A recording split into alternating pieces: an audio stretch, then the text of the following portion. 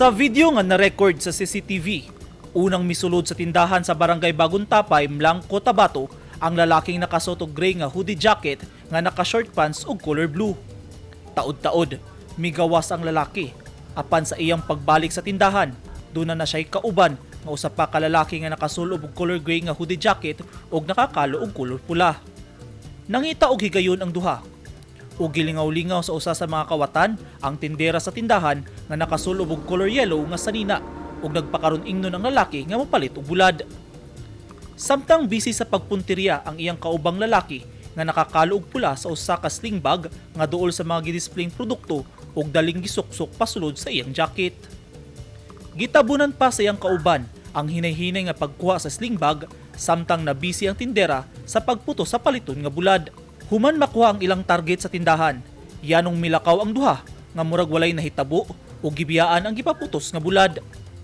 Sumala ni Ellen May Milyondaga, dulan 300,000 pesos nga cash ang sulod sa gikawat nga bag.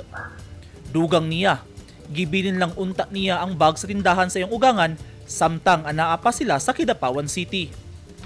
Ug papauli na unta sila atong tungura dihang nahitabo ang insidente. Ang bibili sa dito sa store kay agihan lang gani pauli na mi ato agihan lang kay ubangan kay para pag ambot na mo dito sa Bagotapa yatag na lang niya para uli mi diretso.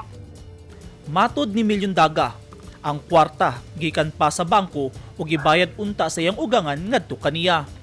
Ato na sir wala pa mi balita kung sa pang suspect. Napablatad na nila Milyondaga sa Mlang Municipal Police Station ang pagpangawat.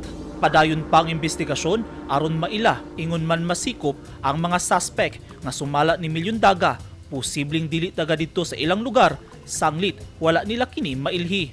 Makatabang usab sa investigasyon ang video nga nakuha sa CCTV.